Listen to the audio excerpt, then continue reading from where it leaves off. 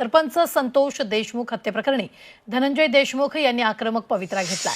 तपास यंत्रणेनं आतापर्यंत 8 आरोपींना अटक केली, तसंच मोक्का अंतर्गत कारवाई केली। मात्र यात खंडणीतील आरोपी याच्यावर मोक्काची कारवाई केली जावी, तसंच 302च्या गुन्ह्यात आरोपी करावं या मागणीसाठी उद्या मोबाईल टॉवरवर चढून देशमुख कुटुंब आंदोलन करणार आहे। या प्रकरणात आम्हाला न्याय हवा अशी मागणी सरपंच देशमुख यांचे भाऊ धनंजय देशमुख यांनी केली आहे।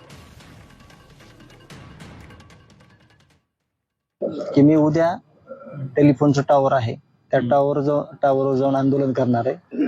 माझ्या मागण्या जोपर्यंत मान्य होत नाहीत, माझ्या मागण्या मान्यच करावं लागतील।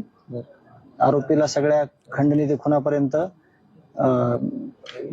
खुनापर्यंत सगळ्यांना 302 आणि मोकामध्ये घेतलंच पाहिजे, नाहीतर मी वरून उडी मारून मी संपून घेईन। कारण का मला माझी स्वतःची किंवा माझ्या सगळ्या लोकांची निर्गुण हत्या पुन्हा बघायची नाही। माझ्या भावाला त्रास जे झालाय त्याला परत त्रास नाही व्हावा, म्हणून माझी भूमिका आहे।